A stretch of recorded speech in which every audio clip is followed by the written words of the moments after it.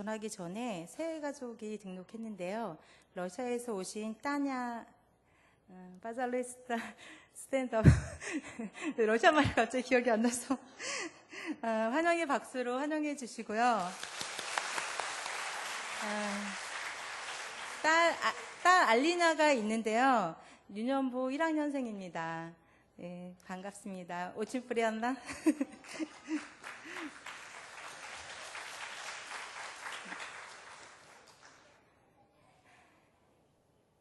이네마토브 마나임 세베타 긴감야 이네마토브 마나임 세베타 긴감야. 예, 제가 이렇게 부른 노래는 히브리어 찬양으로 유명한 곡인데요. 오늘 장로님께서 읽어주신 보라 형제가 연합하여 동거함이 어찌 그리 선하고 아름다운고라는 그 말씀의 히브리어 찬양입니다. 이스라엘 백성들은 이 노래를 부르며 성전으로 함께 올라갑니다. 이들은 1년에 3번 정도 이렇게 성전에 오르고 함께 다 같이 모여서 하나님께 제사를 드렸습니다.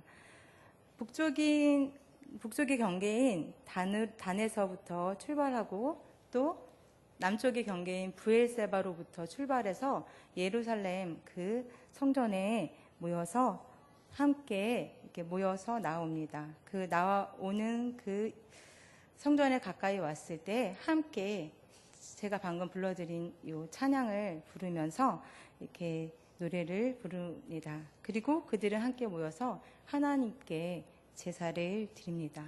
오늘 본문은 형제들이 이렇게 하나 되어 함께하는 것이 선하고 아름답다고 노래합니다. 그런데 이렇게 한 곳에 모여 함께 노래만 한다면 정말 하나가 될까요? 한번 생각해 보면 꼭 그런 것 같지만은 않습니다. 이스라엘은 대가족 단위의 공동체를 이루며 살았습니다. 이들의 삶을 조금만 우리가 엿보아도 함께 하나 되어 살아간다고 하는 것이 얼마나 어려운지 알 수가 있습니다. 성경의 이야기를 통해서 잠깐 살펴보겠는데요. 창세기 13장에 보면 아브라함과 롯의 이야기가 나옵니다. 아브라함과 롯은 자신의 고향인 갈대아 우르를 떠나서 이렇게 함께 동거하며 살아갔습니다. 서로를 타향해서 의지하며 살아갔지만 소유가 넉넉해지고 부유해지자 서로 대립과 갈등이 생기게 되었습니다. 그래서 결국은 함께 동거하지 못하고 헤어지게 되는 그러한 결과를 보게 되는데요. 또 쌍둥이 형제가 얼마나 가깝습니까? 에서와 야곱이 형제임에도 불구하고 굉장히 계속 다투고 싸우고 나중에는 화해하게 되지만 그런 모습을 우리가 볼 수 있고요.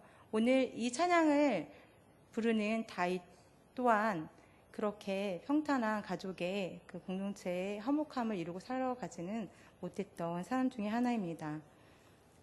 예, 이런 것들만 보아도 우리가 함께 더불어 살아간다는 것이 그렇게 결코 쉽지 않다는 것을 볼 수 있는데요. 그렇다면 지금 우리가 살아가고 있는 세상은 어떻습니까? 제가 이게 든 예화가 조금 극단적일 수도 있긴 하지만 이규태시라고 하는 사람이 있습니다. 그 사람이 한국인의 의식구조라는 책을 썼는데 그 책에서 이렇게 이야기하고 있습니다. 한국인들이 협동하지 못하는 것은 산업화의 과정 속에서 과잉된 경쟁 구조 때문이라고 지적했습니다.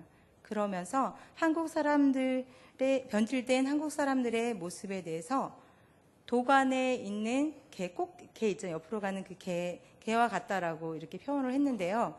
그 도관에 있는 개가 홀로 그 독을 낳으려고 할 때에는 충분히 낳을 수 있는 능력과 역량이 된다고 합니다. 그런데 그 독을 빠져나오지 못하는 이유가 있는데요. 왜일까요?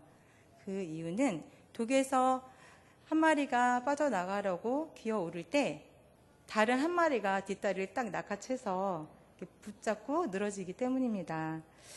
이처럼 이렇게 다른 사람이 잘 되고 이렇게 잘 나가는 것들을 보는 것이 어려운 우리의 어떤 현실 속에서 살고 있는데요. 그렇다면 예수님을 한 머리로 지체로 둔 우리 형제 자매, 우리 지금의 교회 공동체의 모습은 어떻습니까?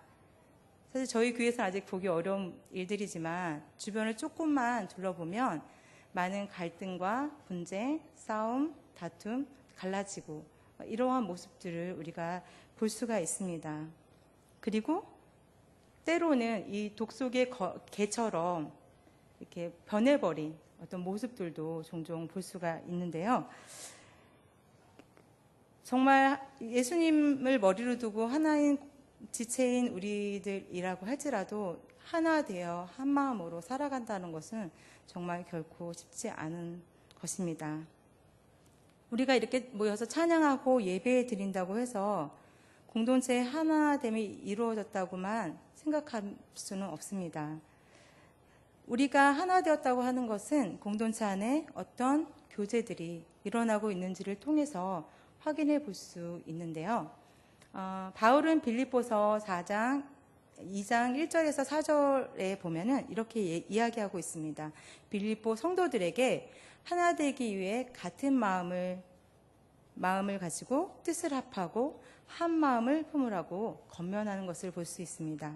이렇게 서로 다른 사람들이 한 마음으로 하나가 되어 살아가기 위해서는 겸손한 마음으로 다른 사람들을 나보다도 더 낮게 여기는 게 아니고 더 좋게 여기고 또 자신을 돌아보고 잘하고 있는지, 다른 사람들은 어떻게 살아가고 있는지 다른 사람들을 돌아보아야 한다라고 이야기합니다.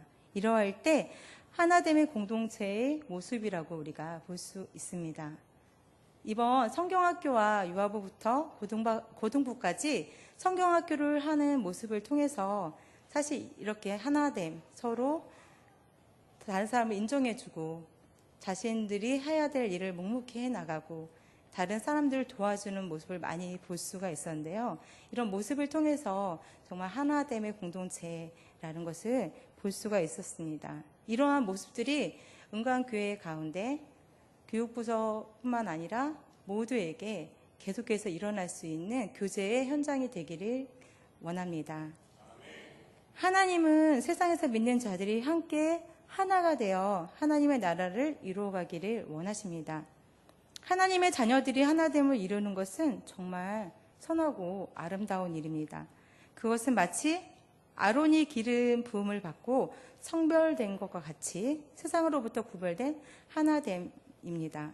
기름 부음이 아론의 머리로부터 흘러내려서 수염과 오켓으로 흘러내린 것 같이 하나님의 은혜가 그렇게 우리 가운데 흘러 넘치게 될 것입니다.